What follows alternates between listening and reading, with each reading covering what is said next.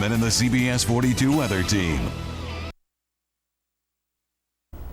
It was supposed to be a reform school for boys, but in reality it may have been much more. Try a house of horrors disguised as a place of learning. Now, several years after the Florida school's closing, anthropologists are removing human remains from the property. These researchers are looking for buried secrets. In reality, bodies, as many as 50 from this hidden cemetery at Dozer Reform School for Boys. The remains may help unlock the sinister secrets of what happened decades ago on these grounds. They'll be able to study whether there was a fracture or a bone broke or whatever, and that will help to bring out the truth and some closure to this whole situation. The school closed back in 2011, but its painful legacy still haunts the grounds.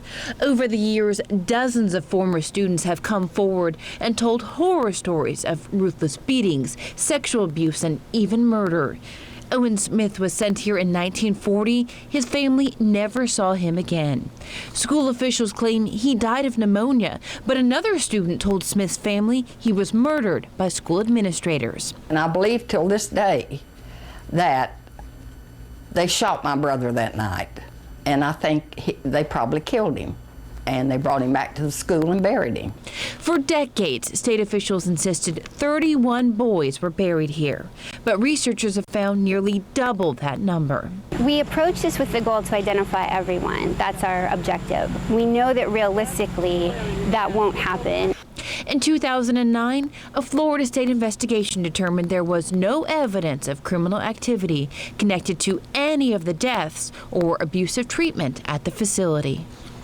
And a former school administrator has denied the accusations of abuse, but did admit that spankings did take place. Well, in 2 weeks, we will stop to remember 4 little girls killed 50 years ago in a bombing, the attack of the 16th Street Baptist Church. Several survivors and the siblings of the deceased are in Pennsylvania this weekend to tell their stories. Barbara Cross was just 13 years old when the church was bombed. She, along with fellow survivor Junie Collins Williams, were also inside. Williams' younger sister, Addie Mae, died in the bombing. The women believed their lives were spared so they could spend their lives now telling their story. CBS 42 is also hosting a special to honor the lives of Carol Robertson, Cynthia Wesley, Denise McNair, and of course Addie Mae Collins, as a memorial statue is unveiled in their memory. We invite you to join us on September 13th at 6:30 p.m. for our special Hope and Honor, a tribute to 4 girls. Coming up, we're right smack in the middle of a Labor Day weekend, and Alabama beaches, they're busy with everyone trying to cash in on those last few days of summer, but the beach is not the only place to be.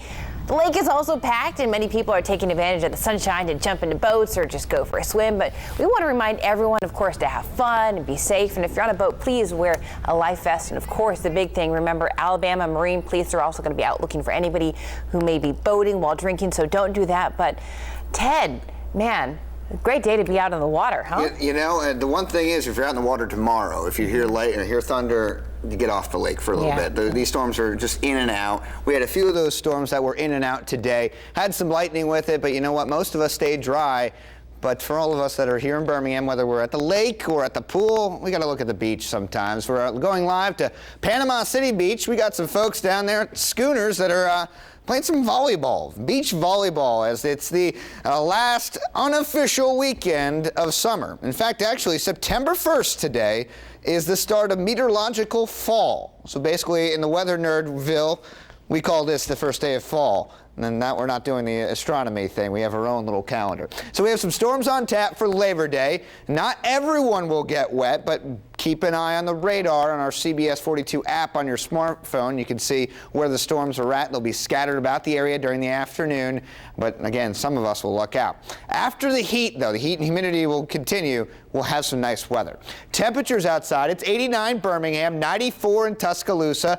Carrollton at 95 degrees. A little cooler as we have an outflow boundary moving through Shelby County as well as Talladega counties, cooling some areas off. But 92 Jasper, 90 up in Coleman.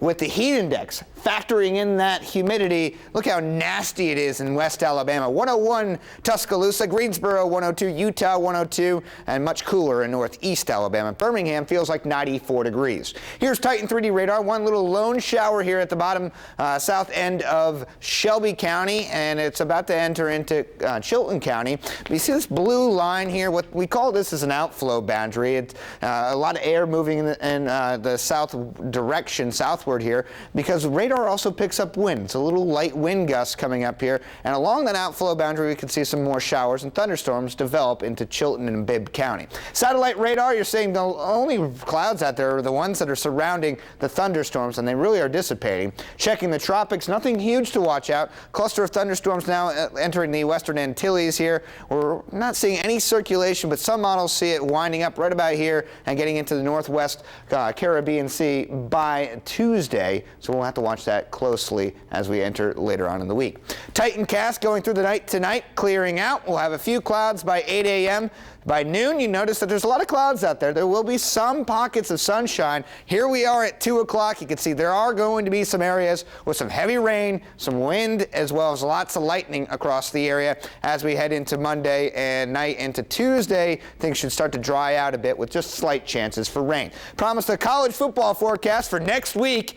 Alabama off, so you know what? We'll look at Jordan-Hare Stadium looking pretty good. A little cooler than yesterday, looking pretty good. Extended forecast now. Labor Day, we're looking at a high temperature of 93 degrees. It will feel more like 100 degrees, so make sure you drink lots of water, put the beer down, and have a couple of glasses of water every once in a while. We'll cool down a bit on Wednesday and looking good for the rest of the week. No rain. Especially, I'm looking at that Friday forecast. I know a lot of people are going to be very focused on next Friday with all the football games. Oh, absolutely. It's staying not as hot. hydrated. It was muggy this week. All right. Thanks so much, Ted. We appreciate that. Okay, up next, Christian Jones. He's already earning weekly honors after the Tide season opening win. We'll tell you all about it coming up in sports.